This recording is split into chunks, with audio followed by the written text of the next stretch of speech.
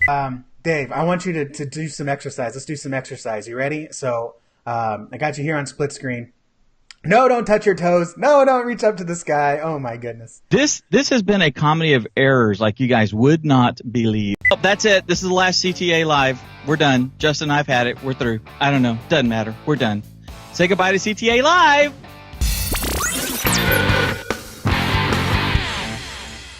Hey guys, welcome to the last episode of CTA Live. That's right. You heard me right. Don't rewind. Nothing's broken, but we're done with CTA Live. We've been talking about this for a long time. We've had it. We're done.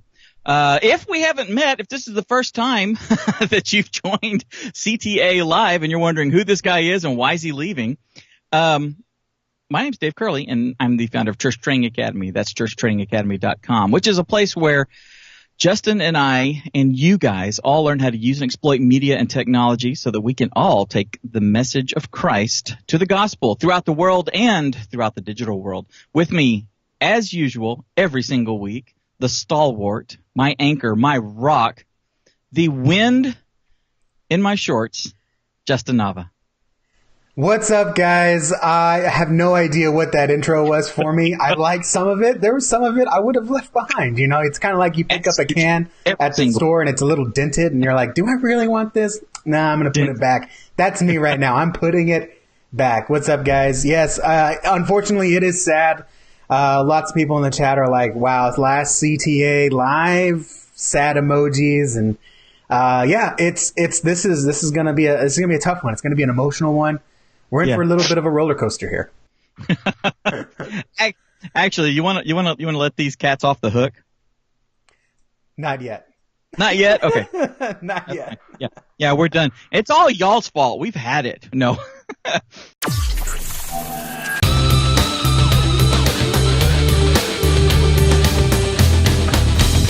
Today, the pro tip for you is getting more people to read your pastor's blogs or just read your church blog.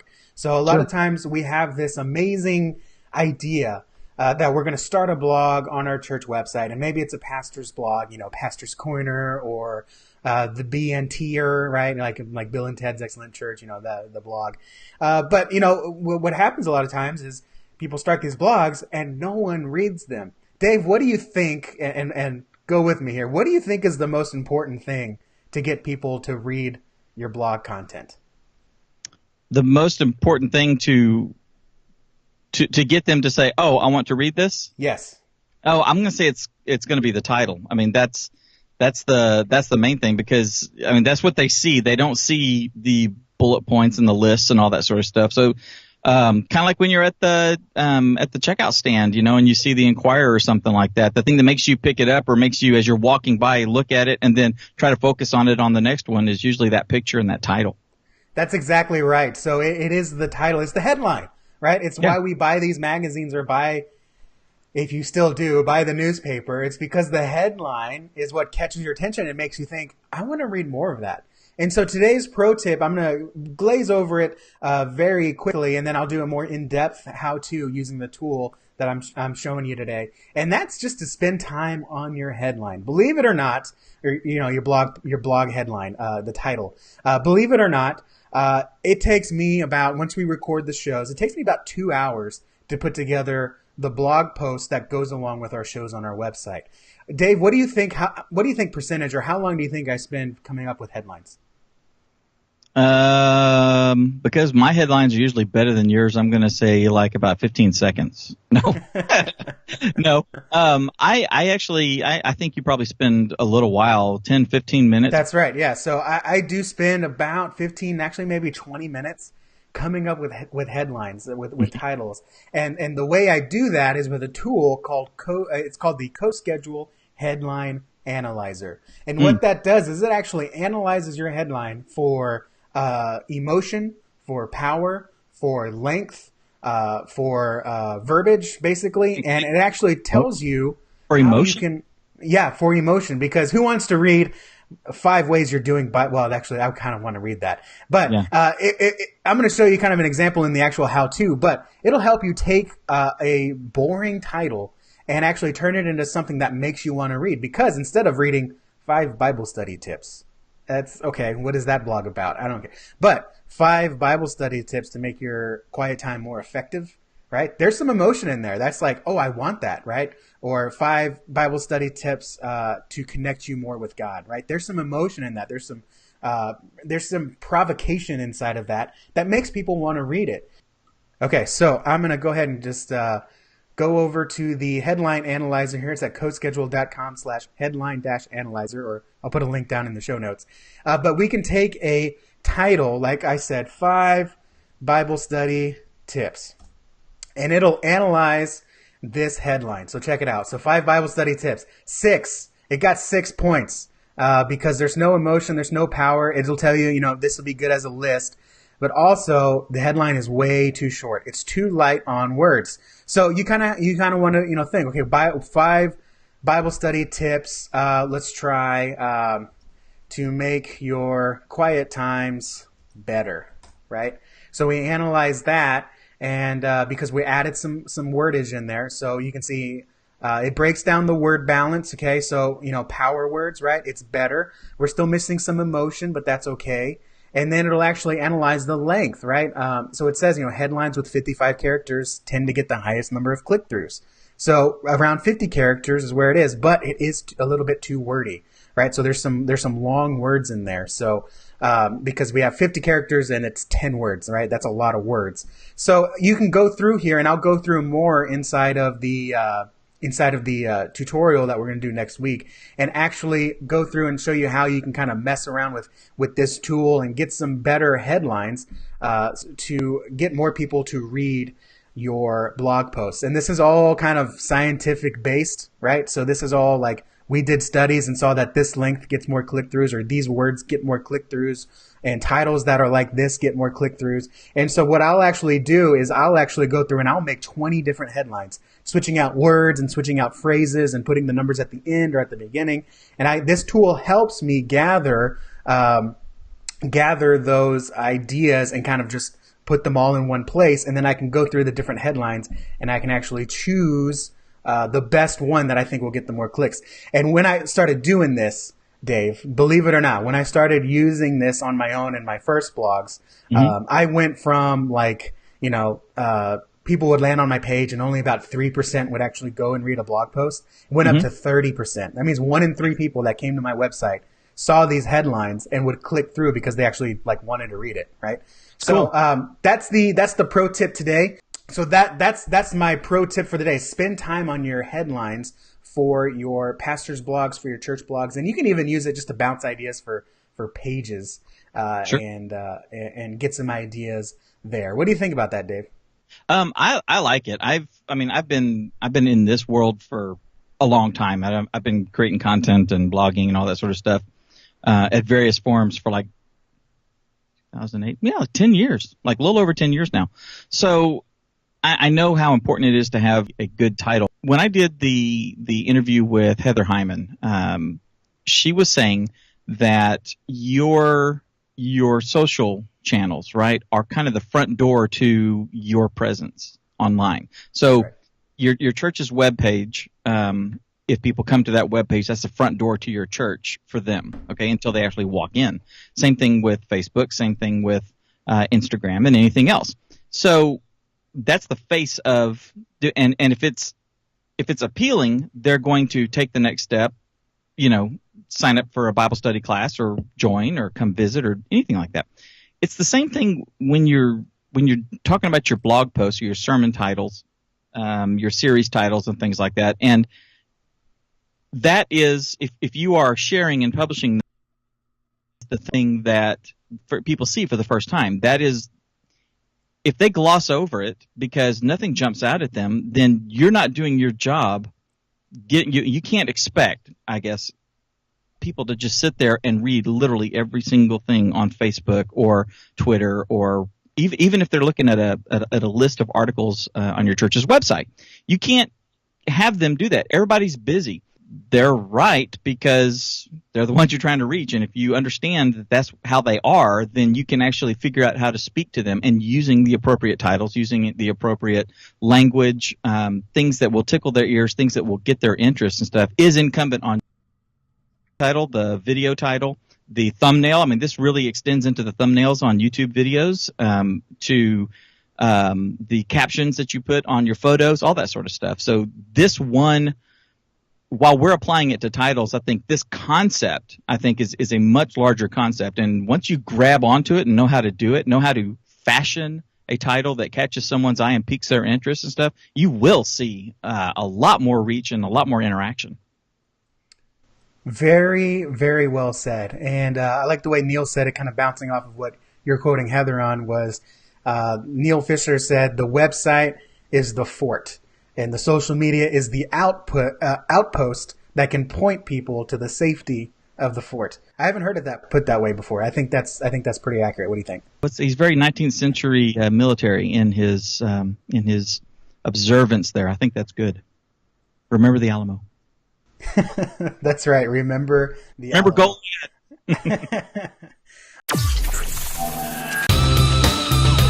And now for our feature presentation. I'm here with an amazing guest, Seth Muse. Seth lives in Plano, Texas, has his Master of Arts in Media and Communications from Dallas Theological Seminary, and is currently the Communications Director at Hope Fellowship Church in Frisco, Texas. Seth also hosts, in his spare time, wherever he finds it, the Seminary of Hard Knocks podcast, which you can find on iTunes and Google Play. And be ready, because sometime in this episode, he's going to slip in 1 or 2 Star Wars references, and I'm going to make him stop. Otherwise, that's what the episode's going to turn into. So welcome my guest, Seth Muse. Seth, how you doing, buddy? Have you seen the trailer for the new Han Solo film? I did. What's your reaction? Give me a YouTube video right now of your reaction. I saw the first clip, and it was the short version, and I thought, okay, that's underwhelming. But then I saw the extended one, which has actually he talks in, and I thought, okay, that's pretty cool. I'm getting excited about that. So I'm to the point now with Star Wars where it's like, hey, it's fun. I'm not looking for anything from those guys. They've given me a great childhood. They're helping my kids have a great childhood. Well done. I'll take it. It's awesome. So did you actually see the preview during the Super Bowl, or did you watch it afterwards on YouTube? I did. That's the one I was like, okay. Super Bowl commercial was kind of lame. But the one I saw on YouTube later, I was like, whoa. I actually saw it the next day, not realizing there were 2, and go, oh my gosh, there's a longer one. That one's pretty cool. So got really excited about it then. It has that cool 80s synth kind of, what's the word? The soundtrack is kind of 80s synth. So I was down with that. That was pretty cool. Well, awesome. So moving into what we're going to talk about, it kind of related to that, where we had one trailer, really teaser on Super Bowl on TV, and then they moved to the actual trailer release on YouTube the next day. So yep. Disney/Star Wars had a plan going in there, communicating in different platforms to different people. And that's kind of what we're talking about today, is the problem of what we call the shotgun blast to communications. Was that a nice enough transition for you? It's so smooth. It's just smooth. It's a joy to watch you work, man. Not really forced at all. So, Seth, tell me the problem, because we were talking about this a little bit in the pre-show, where churches are oftentimes saying, we have all these tools at our disposal. Let's use them all and just start putting everything everywhere. It sounds great on paper, but does it actually work, and why not? No, it's not a good strategy anymore. And if you go to like somewhere like HubSpot, that's the marketing, hub spot for marketers, to go to and figure out how to do all this. You can get certified there and all this. Their definition of marketing is something along the lines of the right message to the right person at the right time in the right way. Well, that sounds kind of Buddhist in a way, but it also sounds kind of vague in general. And you're like, what does that mean? Right message, right?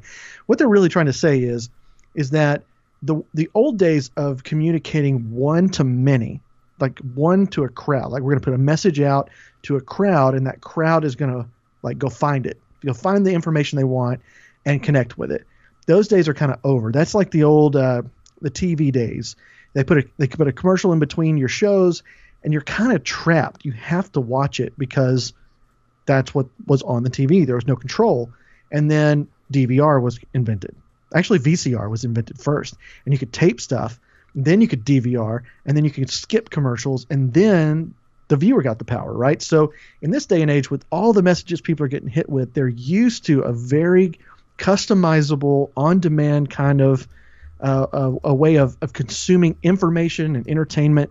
And even in the church world, this is like kind of par for the course for us in a lot of ways, is to be one of the last ones to understand that the culture has shifted and that asking people to come to the church is a big deal. And when they get there, we have just a sliver of time to really get the most important messages to them in the right way that they'll be likely to consume and understand and remember. And if we don't work hard to do that, it's just going to become more noise that they're going to learn how to DVR somehow in life. They're just going to DVR and skip the church because they're going to view it like a commercial. And so when we're thinking about our channels, we have to think about like, okay, what's the best thing for me to do with each of these things when I have people here or when I'm engaging with them online, wherever. And that's what we're going to break down today, is how to take the many channels that really God has blessed us with and make it not a curse for our audience. Yeah. Just real quick, not planned, but as you said that, you talked about how, we are constantly bombarded with marketing messages, and the church is one of those. I just pulled up some quick stats. In the 70s, people were marketed to about 500 times a day between posters, billboards, TV commercials, newspaper ads, magazine ads. Today it's 5,000 because we have all those same things. Plus we have advertisements in apps and on computer screens and banners. I mean, right now on my two screens, I see 4 advertisements, and one of them is from a church resource I have on my other computer. I'm not going to call them out, but it's out there. So how do we cut through the noise using each platform? I'm going to go through the 5 big ones that most churches are using, and that's email, social media, stage or video announcements, bulletin or print announcements, and then website. So Seth, first, let's get the awkward one out of the way, because I think a lot of church communicators and a lot of church pastors have just left it in the dust. Email. Can we still use email, and how do we use it if we do? I think email is your best, most likely to connect channel that you have. The problem with email is we do it so badly that we train people to ignore us. And the way we do that is just by doing things in email that are annoying. We email a lot. We email ridiculously long emails. We email, big chunks of text that have no breaks in them, so your eyes can't jump from important thing to important thing and scan it, because that's what they're used to. They're reading blogs, they're reading stuff online, they're used to the short snippets, and we can sit back and go, oh man, they should read more books. Yeah, they should, but they're not. And that's not our job, is to get them to read more books. Our job is to connect with them where they are, and that's how they read. And so when we send emails out, we send them out in too frequently or not frequently enough, and it has there's so much on email we could talk about. We can just dive into it and spend an hour there. But email is a great place for us. I'll tell you how we use it at Hope Fellowship, and just kind of the mentality behind it, and you can take what you want from it. Email is a great place for casting vision through information, especially if it comes from the pastor. And it's the difference between, hey, sign up for this thing, and we had a great turnout for this deal and lives were changed. Sign up if you want to be part of that. There's if it's just telling a little bit more of the context of why it's important. You can do that with email because people will read it if it's short enough and powerful enough. But the thing we use email for most, because we send ours on Thursday, and I don't know when you send yours, but because we send it later in the week, we want to point to the next thing, really the weekend, kind of what's coming up next, if we're talking about information and announcements. So we want to cast vision. We want to use information to do that. We want to tell a story if we can. We want to keep it short, and all that's really hard to do all of that. And so we don't win all the time. But the focus of that email is to say, here's the most important next thing. And we don't try to communicate everything in email. We have 1 or 2 things we talk about, and then maybe a story, and that's it. Our emails are under 100 to 150 words. That's so it. how do you? Do you point to one thing? Do you point to multiple things? Because I know a lot of church newsletters. Again, it's everything that's happening, and hope someone clicks on something. Right, and it depends on what you want them to do. Like if I want them to click something to go sign up for something, I'm going to make the most important thing a prominent button, or it's going to be high up in the email where it's obvious I want you to click that. Because as somebody reads your email and goes down the email, the clicks and the engagement goes way down drastically. the more you go further down the email, even if it's a short email that's done well. So put your most important link first, and then at the bottom, you can always put like secondary kind of smaller links or text links or whatever. Put those at the bottom and just be like, hey, there's this and there's this too. These are important things. Like the top thing might be sign up for sign the declaration that we're doing right now. We're doing a kind of a giving campaign, but it's going to last all year, and it's called Fearless. And we're like, sign this declaration to join the movement of Fearless, right? That's the one thing I wanted to really do. But at the bottom, it's like, we also have an interest meeting for this distance learning school we're doing, and we also have kids sign up for VBS starting. Like we want to put those in there because as we get closer, the VBS one's going to move up. You know, it's like, but right now it's just in the bottom. It's like, hey, if you find this, go ahead and do it. But we're pushing that other places. So for the email, it's like if we need volunteers, if we need something big, that's going to be the top thing. Okay. So we prioritize every week. Okay, that's very good. I like the strategy in that. Almost like we talk about tiering your announcements. So one big main action item, and then follow-up ones at the bottom that maybe people will expect. I'm not going to go to the VBS, but I might go to the women's conference that I know is coming. So they'll scroll down and maybe find that at the bottom of the email. Okay, right. So then now let's go to where, I would say where everyone's attention is at, but after the Facebook Zero announcement, a lot of people are frantically searching. Seth, how should we be communicating on social media? Well, social media started as, a social platform, and then it became a marketing platform, and now it's back to a social platform. And I think who said that marketers ruin everything? We kind of do in a way, because we take advantage. To get the edge, we abuse systems sometimes, and we kind of ruin it for a lot of people. But at the same time, it's like there's still a good marketing platform, like Facebook, Instagram, Twitter is still good for marketing in your church even.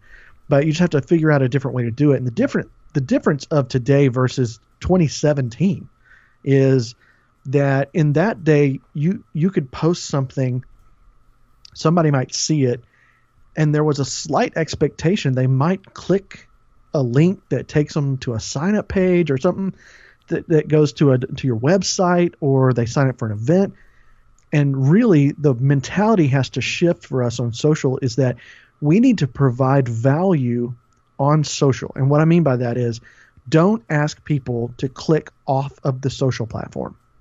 Because if you do, they're going to ignore you. They don't want to do that. Now, some will, but they really don't want to do that. If you're on Facebook, you want to stay on Facebook until you're finished with Facebook. Then you'll pop over to Instagram, and you want to stay on Instagram. You don't want to leave Instagram. You don't want to open up a new browser. You don't want to go to other things. You're surfing social media. You're checking out what your friends and family are doing. And Facebook knows that. And so that's why they've changed things, which is why I think it's actually good. So for churches, the way we can use social is we have to think about it as a conversation area. The way you're going to announce things is you're not going to go, hey, we got this great thing coming up. It's going to be awesome. You should come. Here's all the information about it. Boring. That gets ignored. Nobody's going to pay attention to that. And the best thing to do is go live on Facebook, you and a friend, and just talk to each other like an infomercial. It sounds so ridiculous, but there's a reason infomercials still are around, because they do work. And so talk to each other. Talk about the event. We did this with we launched a ministry called Seeds of Hope.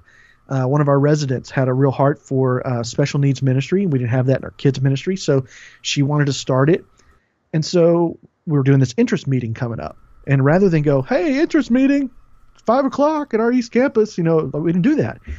I had her come on. I talked to her on camera. I actually held the phone with my arm for like 5.5 to 6 minutes, and I was so tired. And I was like shaking at the end. You can see the camera just kind of shaking. I'm like, oh, I'm getting a tripod now, and I ordered a tripod the very next day. Yeah, that's good.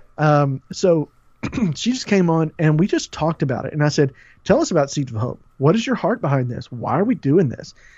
Is there an interest meeting coming up? And I'm just playing dumb guy in the infomercial, tell me about it. Are you kidding? We can do this now? Oh my gosh, I had no idea. You want to do this, and yet here we can do it. That's awesome. And others can join. And I'm just playing this idiot, But that kind of thing, it works. You don't have to be as it's edutainment. Yeah, you don't have to be as hammy as me. But social media is a place where you talk about things, not talk to people and tell them things. It's like that's the kind of difference. You talk about things, you don't tell people things anymore. It's like anytime someone tells you something on social media, it's almost immediately offensive. I mean, think about it. That makes sense. Yeah. You think about it like, hey, you ought to do this. You ought to vote for so-and-so.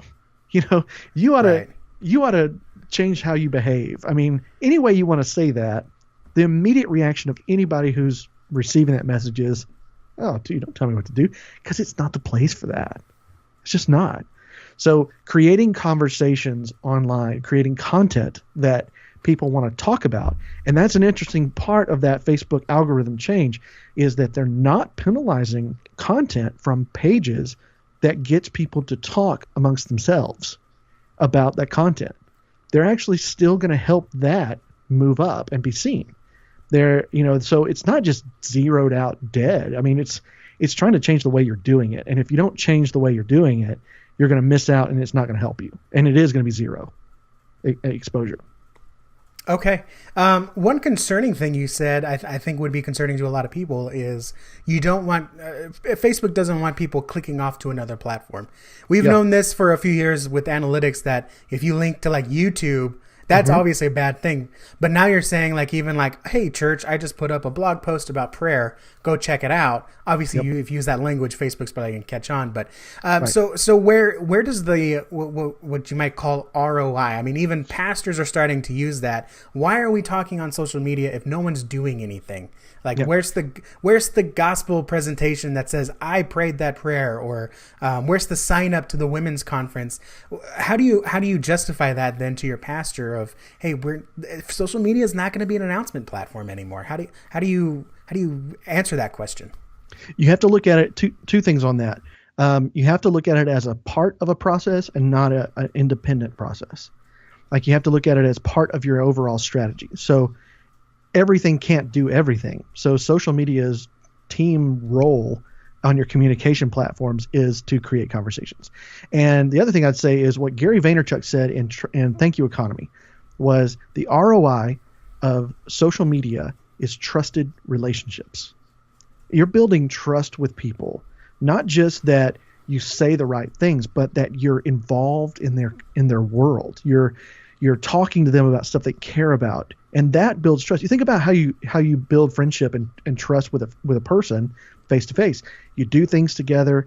You talk to them about random stuff. You find out you like the same foods or restaurants or movies or superheroes, whatever, and you find out all this ridiculously random, unnecessary, stupid information that really doesn't mean anything, but somehow it creates a bond between you that develops trust. That's why people trust celebrities to come out and say the random stuff celebrities say, and not the people who have spent their lives basically locked in a closet with a bunch of dusty books to explain the way that life works. It's because celebrities, they feel like they know because they see them, they hear them, they've done, quote, done things with them because they've watched their movie, and it's like, that's ridiculous, but that's how the human mind works. We're ridiculous. And so the ROI of social media is, honestly, it's trusted relationships. People start to see your church as kind of this person that they trust to tell them things about other stuff. When people start to see our church get involved in our community, get involved in the stuff that they care about, it starts to feel like we're this friend. And so when friend then says, hey, you know what you ought to really think about is the moral side of your life. Or where are you at with Jesus?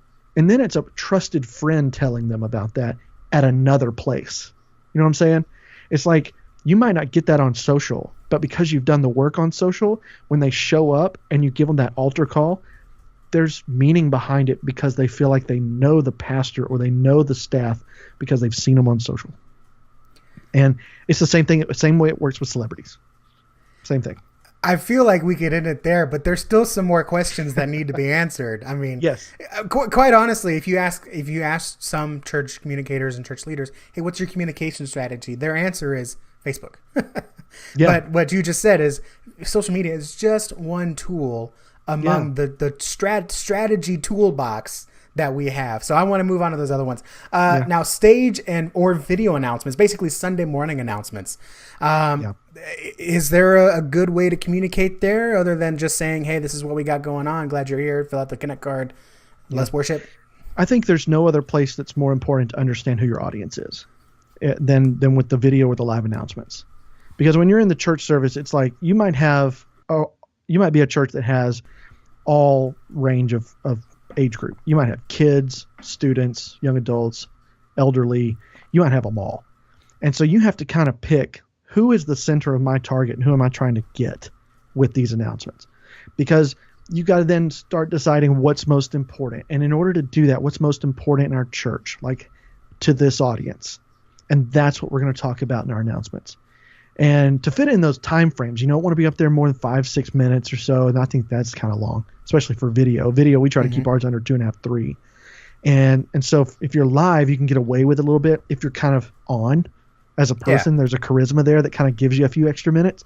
But if you're not, it feels like forever.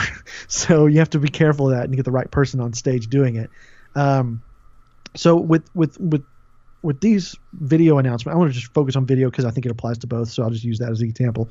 But with video announcements, what we try to do, and you have to define this for yourself. So here's what we do. We're really trying to motivate adults that are like between the 25, 45 range, because that's what we have.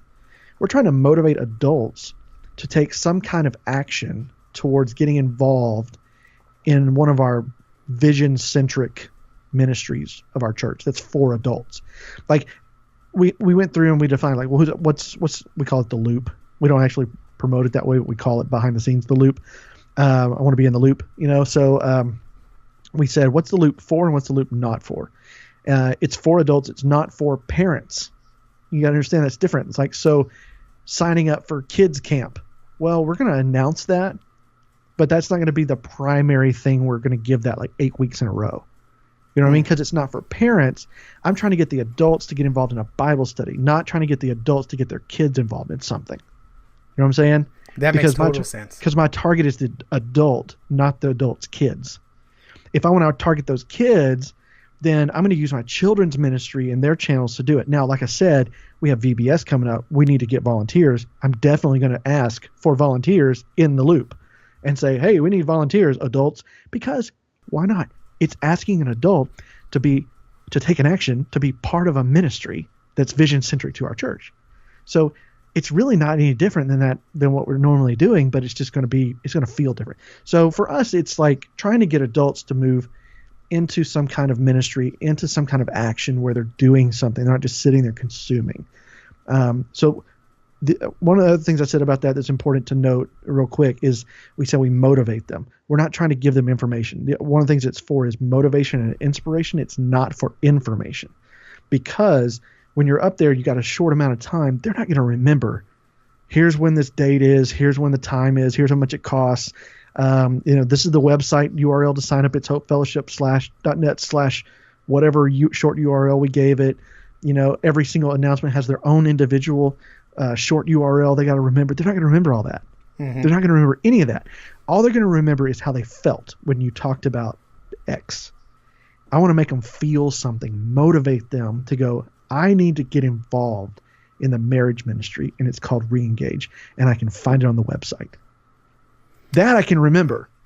Yeah, that actually I just had that happen during the Super Bowl. Awesome. There was a beer company, Stella Artois, if I pronounced that right.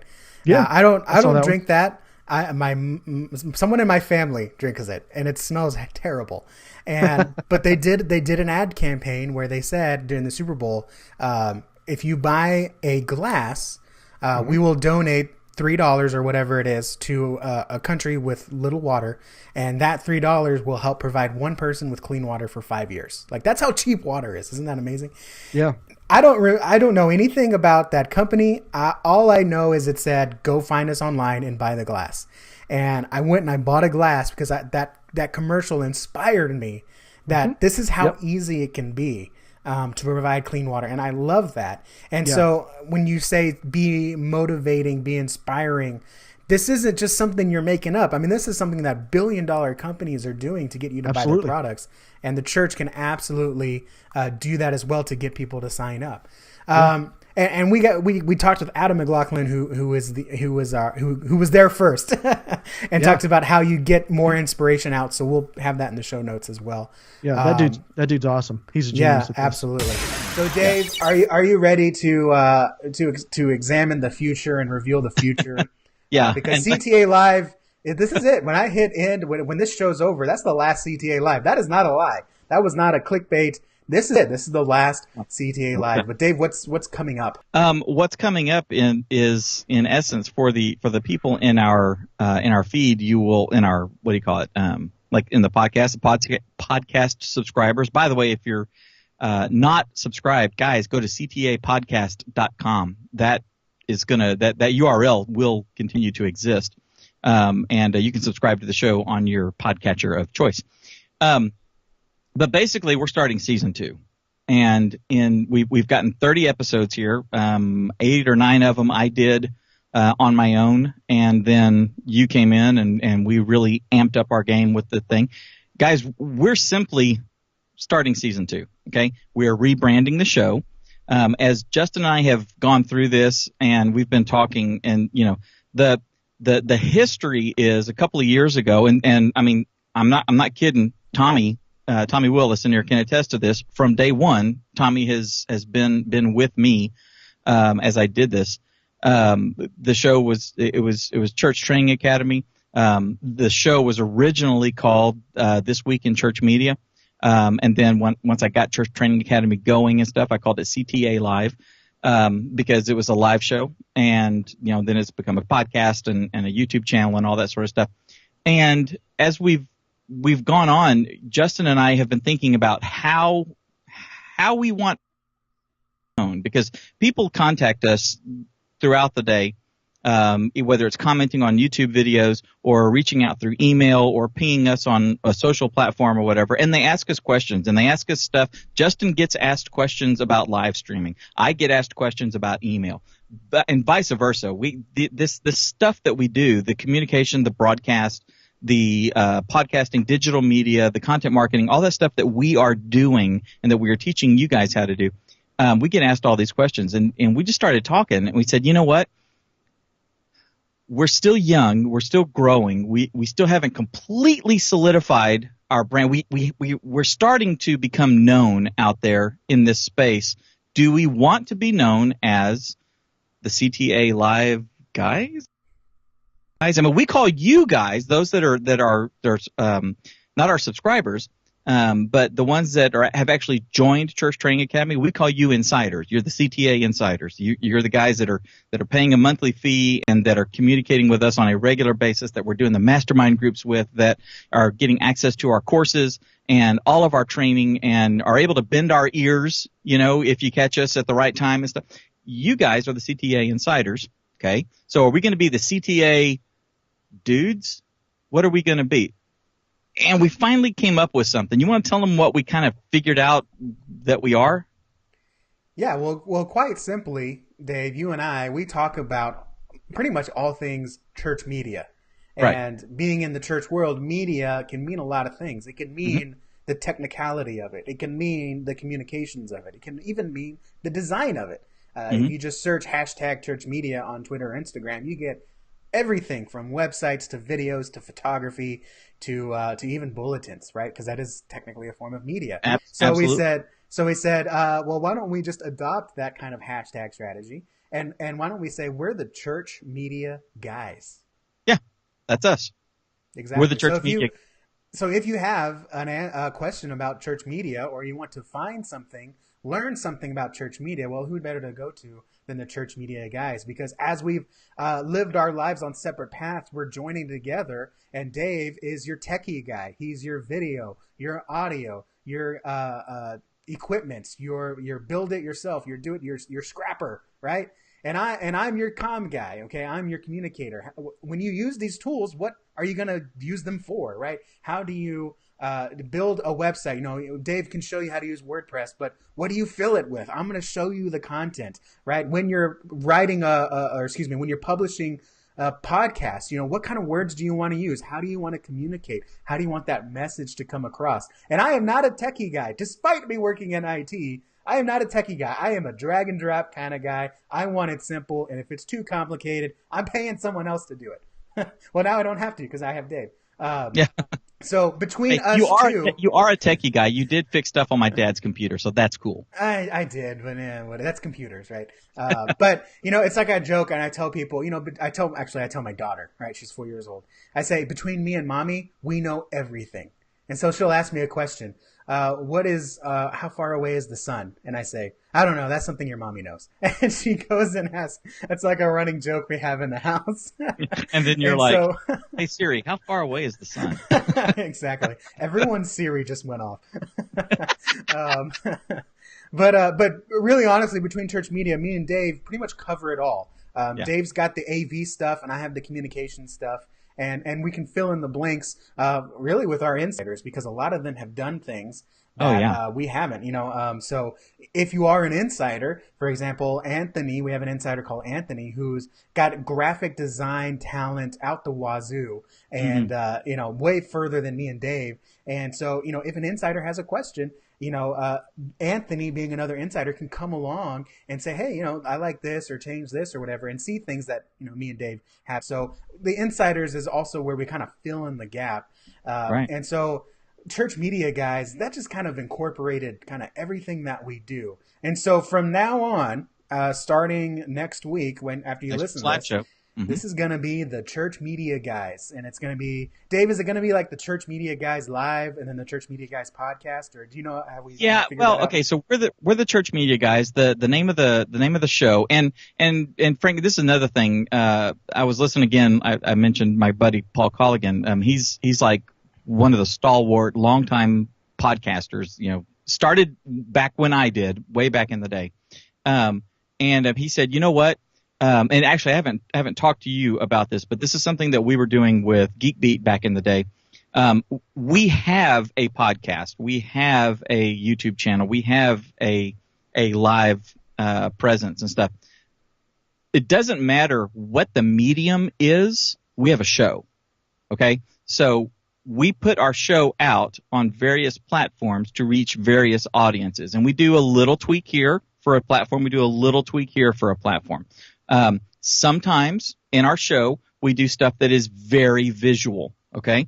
The people that are listening to the audio of it will have a little bit harder time. The people that are listening on audio when we're doing lots of talking, the people on video may get a little visually, redundant or bored or whatever from time to time because we're just doing talking head stuff. That's one of the reasons that I keep my hands moving, just to kind of keep things fresh and energetic, right? And that's why sometimes I grab my laser and y'all see me go whoop like that. Anyway, the deal is, regardless of the platform, regardless of the medium that we're using at the time, we're doing a show. Okay, so our show is Church Media Guys. It's the Church Media Guys show. Okay, so we are the Church Media Guys. I'm Dave Curley, co-founder of Church Training Academy. This is my partner, Justin Nava, co-founder of Church Training Academy, and we are the Church Media Guys. Now, we're doing other things too. Justin and I have been working silently and quietly behind the scenes when nobody's looking on Sunday afternoons. And we're creating other content, other things that we are, ideas that we're coming up with for other shows. Like, what are we calling it? Coffee with Dave and Justin? Something like that? Yeah, Coffee with Dave and Justin. It's a working title. Yeah, that's our working title. We're both huge fans of Jerry Seinfeld and Comedians in Cars Getting Coffee. So we're like, you know what? I'm sitting here drinking, in my case, Caffeine and Kilos coffee, and he's sitting there drinking. He's either drinking coffee or he's drinking tea or he's drinking something, but he always puts it in a pretty cup. But that's just one of the things that the Church Media Guys are doing is, various pieces of content, producing various pieces of content, producing on various platforms, doing this show, doing these micro shows, doing our pro tips, still doing all that sort of stuff. But we're the Church Media Guys from Church Training Academy. Church Training Academy presents the Church Media Guys. That's us. Exactly, and I hope it's a little bit of a inspiration too for your church, because you're more than a Sunday service. You're going to hear us preach that a lot, and so your Sunday service is not the only thing you can do. You can have coffee with your pastor, coffee with the pastor, and live stream just chatting some questions that you heard throughout the week, or pastor maybe elaborates on one point that he just couldn't because it would have taken 15 minutes on Sunday morning, or just ask the pastor, hey, how's your daughter? Anything fun happen? I mean, we'll have those conversations. That's something that we're slowly figuring out too, on Facebook. Like, okay, people are tired of being marketed to on Facebook. So you know what? We're not going to really tell people to do things on Facebook anymore. We're going to just have them join the conversation. We're going to go live more, and not be so much read this article, download this guide, do this, do that, but really just invite you all to come along this journey with us. And that's going to be part of it. So I hope I didn't give away too much of the behind the scenes there, Dave. No, we'll cut it. No, that's okay. But you know what? And that's another thing, is that you and I have this mentality of trying to be as transparent as possible with our audience, just across the board. Guys, y'all are our friends, okay? The ones that are sitting here in the chat, the ones that are insiders, the ones that are emailing us or calling us or texting us or messaging us, whatever, throughout the week. You guys are our friends, okay? So we're doing this for you. God said, David, do this. Justin, do this. We met each other. God brought us together, and we're supposed to create this content and create all these things and teach you guys and how to use and exploit media and technology. We're learning stuff as we go. I do not have all the answers by any means. Justin doesn't. Jordan doesn't. Tommy doesn't. But Tommy has all kinds of other insights that he brings to the group and stuff. So, you guys are our friends. We want to let y'all know what's going on. I'm going to go ahead and break the fourth wall, fifth wall, sixth wall, whatever it is, one more time and let you guys know that we're actually launching a public, private, open to everybody private Facebook group on Facebook, obviously. What did we call it? Church what? Church Media Hacks. Yeah, Church Media Hacks. We just started it like 2 days ago. Justin, I think, is working on the artwork for the banner and stuff. We haven't been publicizing it or anything. We've done a couple of just little basic things in there, but we're building this thing out, and that is a group where people can come and find us online and can sort of join our little community that we're building here and, contribute and bring the knowledge and share this knowledge with everybody. And then also that'll give Justin and I more insights into things that you guys are needing help on, things that we can, skills that we can hone to turn around and teach you guys how to hone. So we will be making more formal announcement about that group here soon. But just let you guys know, we're actually not going anywhere. We're actually ramping everything up to 11. We are entering into a new season. And the rebrand just kind of reinforces that. And Church Training Academy will maintain its course, like the actual paid part of it, becoming into CTA Insider. We will still do the masterminds. We'll still do the Facebook group. We're still building out the courses for it. And it's everything. All that remains the same. But the Church Media Guys is more of the public side of it. Stay tuned to what's going on here. We want input, so if you see something that we're doing and we're doing it wrong, tell us. If you have ideas, share them with us and stuff. We're here to serve you guys, and we're here to have fun doing it. So take what you've learned in this episode and all the other stuff that we've done, all the other stuff that we do. Take what you've learned and go change lives.